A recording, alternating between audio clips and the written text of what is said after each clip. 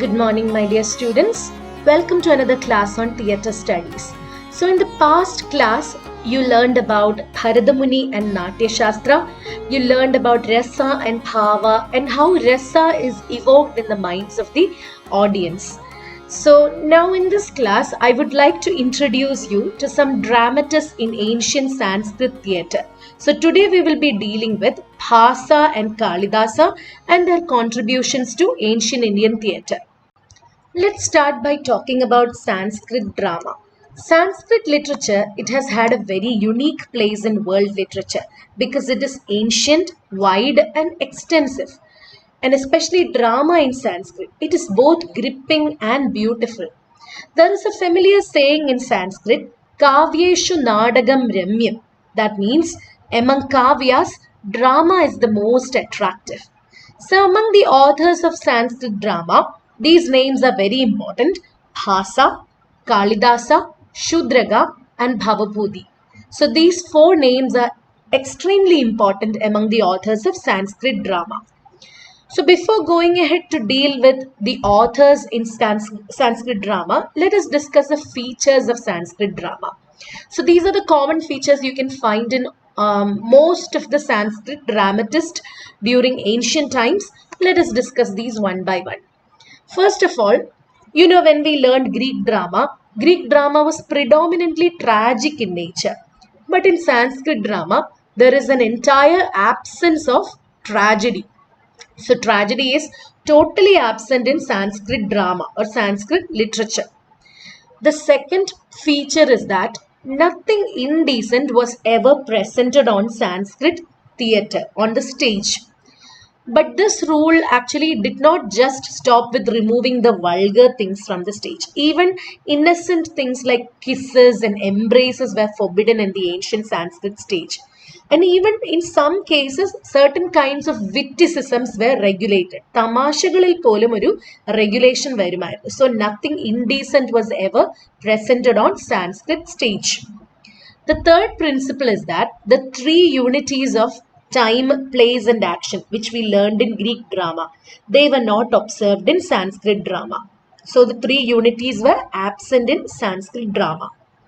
And the fourth point is that the most dominant sentiment of Nadaga in Sanskrit, it was erotic or heroic. It was either erotic, that is, love was the dominant emotion, or heroic. That means, Radhi Bhava or Veera. These was actually the most dominant emotions in Nadaga, in Sanskrit Nadaga. സംസ്കൃത നാടകങ്ങളിൽ ഏറ്റവും കൂടുതൽ നമുക്ക് കാണാൻ കഴിയുന്നത് ശൃംഗാര രസവും വീരരസവുമാണ്. So all the other sentiments were actually found to be subordinate in Sanskrit stage. And the next principle is that there was an abundance of lyric and lyrical sentiments in Sanskrit drama. There was a lot of song and dance sequences in Sanskrit drama. Lot of importance was given to poetry and lyrics and all. And then again, the last feature I have enumerated here is that in Sanskrit drama, we can notice a linguistic difference because for some characters who are principal characters, who are educated people, they were given courtly Sanskrit as a language. It was a superior language, a courtly Sanskrit language. And Prakrit language was actually a combination of vernacular languages. Prakrit was given to women and men of inferior rank. So this linguistic difference, this is actually a very unique feature of Sanskrit drama. And another feature of Sanskrit drama is that, when we learned Greek theatre, we learned about the chorus. But this chorus is absent from the Sanskrit theatre. And to an extent, instead of the chorus in Greek drama, we have such characters like Sutradhara, then these Nadi, Nani, Amukha, these were also given in some Sanskrit drama. That is, an introduction was given by somebody, or there was a character called Sutradhara who is actually a figure who could stand for the author or the stage director. And then the last feature of Sanskrit drama I have given here is that in Sanskrit plays we can come across a comic character. This comic character was called Vidushaka. Vidushaka is often a boon companion of the hero. He always travels along with the hero and goes to all the places the hero goes. And he always, his function is to please the hero by his witticisms and observations on some dramatic situation. So, whatever happens on the stage, this particular character, this comic character, he observes that and he makes it into some kind of a witticism. ഒരു തമാശ അതിൽ കണ്ടെത്താൻ ശ്രമിക്കും. So this comic character, he is said to have influenced even European dramatists in their representation of fools and jesters. So European British ഡ്രാമയിലൊക്കെ നമ്മൾ കണ്ടുവന്ന ഫൂളിന്റെ character അല്ലെങ്കിൽ ജസ്റ്റർ, കോഡ് ജസ്റ്ററിന്റെ ക്യാരക്ടർ എല്ലാം ഈ വിദൂഷകന്റെ ക്യാരക്ടറിൽ നിന്ന് ഇൻഫ്ലുവൻസ്ഡ് ആയിട്ടുള്ളവരാണ് എന്ന് നമുക്ക് പറയാം. Now that we have discussed the features of Sanskrit drama, let us discuss about Bhasa. So Bhasa is actually the earliest non-Sanskrit dramatist. He is believed to have lived in the 3rd or 4th century AD in India. So we did not know about Bhasa until 1910. In the year 1910, his plays were discovered by an Indian scholar. The scholar's name is Mahamahobadhyaya Pandit Ganapati Shastri. So Pandit Ganapati Shastri was conducting research in the southern part of Travancore state. And there in 1910, he unearthed some plays. About 10 plays by Bhasa were found among the Malayalam chapters written in palm leaves found near Padmanabhapuram. And then in 1912, he was commissioned to publish these 10 plays in Sanskrit. So 1910 മലയാളത്തിൽ എഴുതിയ അക്ഷരത്തിൽ എഴുതിയ താളിയോല ഗ്രന്ഥങ്ങളിലാണ് ഭാസന്റെ നാടകങ്ങൾ, അത് 10 നാടകങ്ങളുടെ ശകലങ്ങളാണ് അതിനകത്ത് കിട്ടിയത്. 1912 ആയപ്പോഴത്തേക്ക് ആ 10 നാടകങ്ങളും സംസ്കൃതത്തിൽ പബ്ലിഷ് ചെയ്യാൻ ഈ ഗണപതി ശാസ്ത്രിക്ക് സാധിച്ചു. Then additionally 3 more plays were found by another person. It was found by an astrologer, Govinda Pisharadi, at Kalidasapuram. So the first 10 plays were found near Padmanabhapuram. The 3 plays were found by Govinda Pisharadi at Kalidasapuram. Now about Bhasa, he is known as the pioneer in the production of dramas because he even came before Kalidasa. So Bhasa has a very special place in Sanskrit literature. He has produced many drama. 13 of his plays are now available to us. Of these, 10 were unearthed by Ganapati Shastri, we know that, and 3 were unearthed by Govinda Pisharadi. He is now remembered as a poet of lovely imagination. Let us look at Bhasa's plays. So these are the 13 plays which we know that belong to Bhasa's. So the first play is Swapna Vasavadatta. This is a 6-act play. Then the second play is Pradigna Jaugandarayana. Third play is Pancharatram. Pancharatram is a drama written in 3 acts. So the theme of the play is Dronacharya. He advises Duryodhana to give half the kingdom to the Pandavas in case information about them is forthcoming in 5 nights. 5 രാത്രികൾ പാണ്ഡവരുടെ എന്തെങ്കിലും വിവരം കിട്ടുകയാണെങ്കിൽ ദ്രോണാചാര്യൻ പറയുന്നു ദുര്യോധനോട് രാജ്യത്തിന്റെ പകുതി ഭാഗം അവർക്ക് കൊടുക്കണം എന്ന് പറയുന്നു. And on seeing them, half the kingdom is given to them. So that is the theme of Panjaratra. Then Charudatta is a very important play of Bhasa's. Another play is Dood Khadolkajam. Dood Khadolkajam is a play in which Lord Krishna is conveying a message to the Kauravas after the death of Abhimanyu through Khadolkaja. Then Avimaraka is another play. Then Balacharitram. Balacharitram is a 5-act play from the birth of Lord Krishna to killing of Kamsa. So Balacharitram is all about Lord Krishna. Then Mathyam Vyayogam is a play in which Bhima sets free a Brahmin boy from the clutches of the giant Khadotkaja. ഘടോത്കജന്റെ കയ്യിൽ നിന്ന് ഭീമൻ ഒരു ബ്രാഹ്മണൻ ഒരു യുവാവിനെ മോചിപ്പിക്കുന്ന ഒരു കഥയാണ് മധ്യം വ്യായോഗത്തിൽ വരുന്നത്. Then comes Karnabharam. This is a very important play by Bhasa. This is a story in which Karna is giving away in charity his Kavaja and Kundala to Lord Indra, who came in disguise as a Brahmin mendicant. അപ്പോൾ കർണൻ ഇന്ദ്രഭഗവാന് കവചകുണ്ടലങ്ങൾ ദാനം ചെയ്യുന്ന കഥയാണ് കർണഭാരത്തിൽ വരുന്നത്. Then the 10th place, Urubhangam. Urubhangam is also one of his most important plays. Urubhangam describes the duel between Bhima and Duryodhana till Bhima strikes the thighs of Duryodhana and causes his fall. ഭീമനും ദുര്യോധനും തമ്മിലുള്ള അവസാനത്തെ യുദ്ധമാണ് ഊരുഭംഗത്തിന്റെ ഇതിവൃത്തം. അതിന്റെ അവസാനം ഭീമൻ ദുര്യോധനന്റെ തുടയിലടിച്ച് താഴെ വീഴ്ത്തുന്നതാണ്. The 11th place, Dudavakyam. Dudavakyam is a play in which King Yudhishthira is conveying a message to King Duryodhana through Lord Krishna. The two other plays are Abhisheka Nadaga and Pradima Nadaga. So these are the 13 plays of Bhasa known to us. Let's look at Bhasa's sources now. Where did Bhasa get the subject matter for his plays? So Bhasa's drama has two epics as their sources, especially Mahabharata. Most of his plays, the theme is actually taken from Mahabharata, but also Ramayana figures in some of his plays. So Ramayana forms the subject matter in two of his plays, Abhisheka Nadaga and Pradima Nadaga. In these two plays, you can see Ramayana's subject matter. So although he borrowed his theme from Ramayana and Mahabharata, it is very evident that in some places he has deviated from the original stories in Ramayana and Mahabharata. That is for the sake of convenience and vividness. That is actually the poetic license of the dramatist even. അപ്പോൾ നാടകം പല ഭാഗങ്ങളിലും ഈ രാമായണ മഹാഭാരതത്തിൽ നിന്ന് മാറി സഞ്ചരിച്ച ചില ഭാഗങ്ങളുണ്ട്. പക്ഷെ അത് ന്യായീകരിക്കാൻ പറ്റുന്നതേ ഉള്ളൂ. Then also another feature is that he gives attractive dialogue to characters and he leaves a lasting impression on the readers.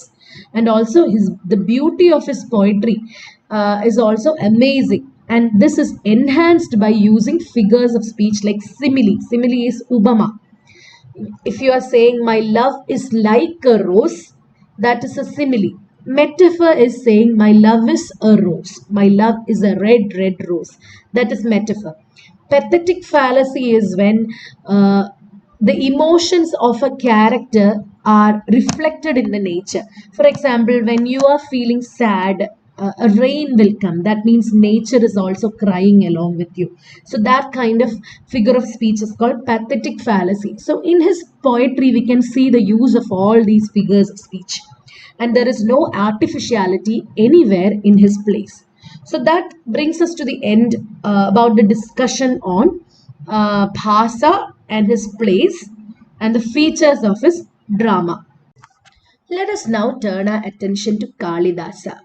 Kalidasa, we all know about Kalidasa and some legends about him and how he came to write plays.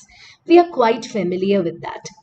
Kalidasa is a Sanskrit poet and a dramatist. He flourished in the 5th century AD. He is probably the greatest writer of any epoch. He has a very special role in world literature. He has often been praised by critics as Kavi Samrat. Kavi Samrat എന്നാണ് അദ്ദേഹം അറിയപ്പെടുന്നത്. That means the emperor among poets.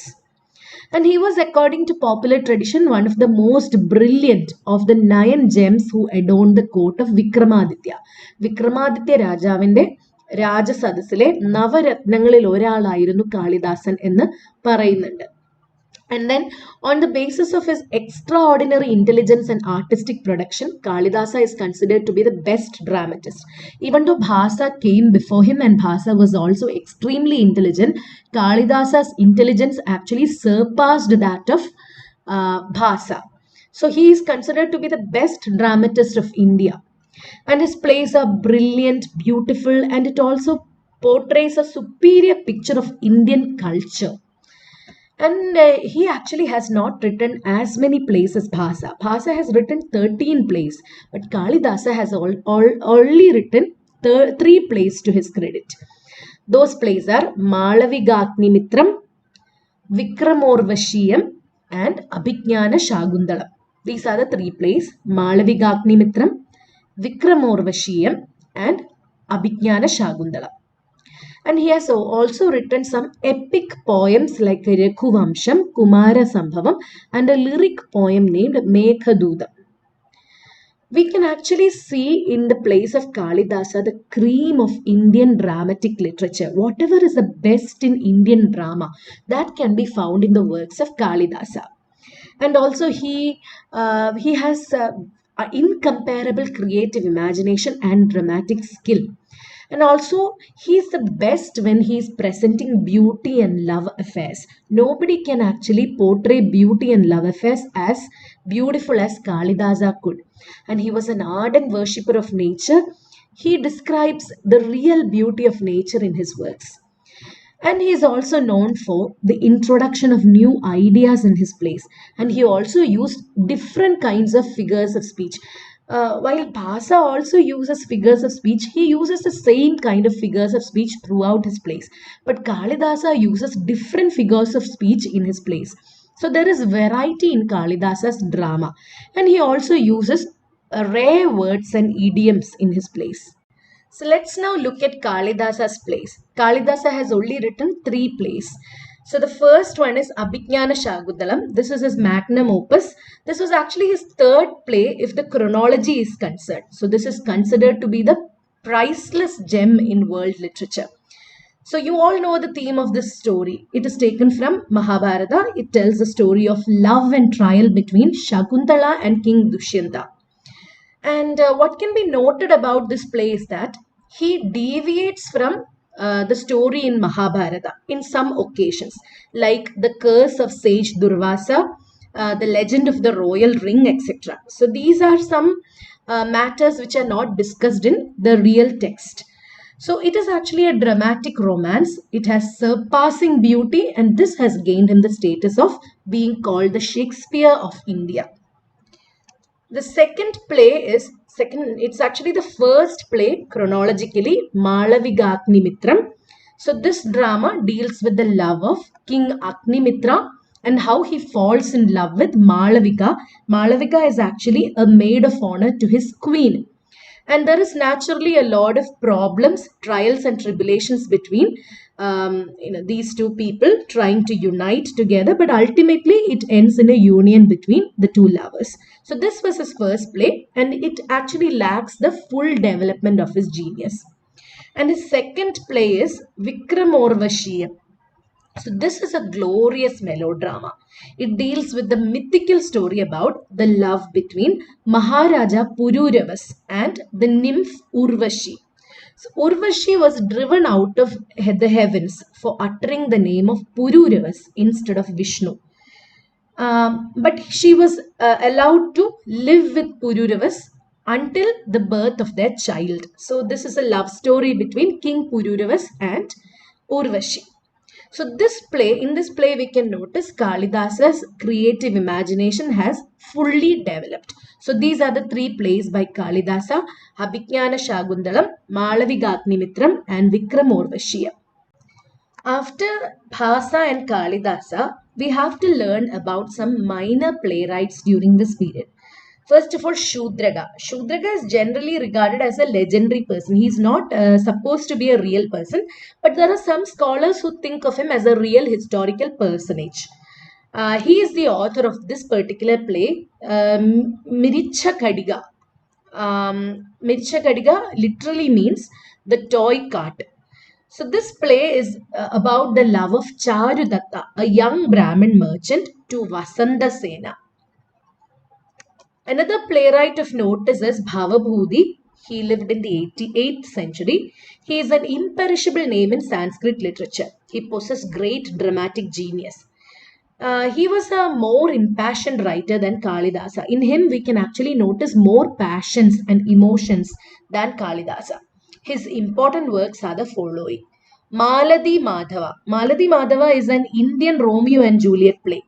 It deals with the love of Maladi. Maladi is the daughter of a minister. And Madhava. Madhava is a young scholar. So being the daughter of a minister, the king wants Maladi to marry another person in the court itself, but Maladi hates him. And she is in love with Madhava. And how Maladi and Madhava unites is the story of Maladi Madhava. And in this play, Sringara Rasa is the dominant emotion.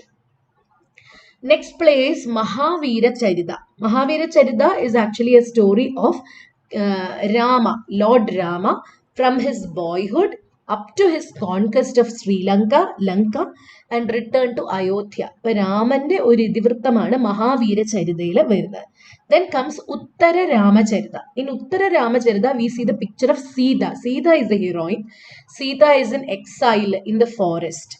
After coming back from Lanka, she has been banished to the forest and she spends 12 years in the forest. And towards the end of the play, it ends with the restoration of Sita after 12 years of extreme misery and suffering. So these are the three works of Bhavabhuti. There are many other minor playwrights like Sri Harsha, Vishakadatta, Kshemavira, and Bhimata, Jayadeva, Ramabhadra Dikshita, Mahadeva, Ravivarman, Sheshakrishna, Ramavarman, Samaraja Dikshita, Kshemendra, he is from Kashmir, Kulashegara Varman, he was a king of Kerala, Prahladana Deva, Vishala Deva Vigraha Raja, he was a Chamana king, Vamana Bhattabana, Manika, he was a Nepalese poet, Harihara, Samaveda, etc. So these are some minor playwrights who was also popular during this age.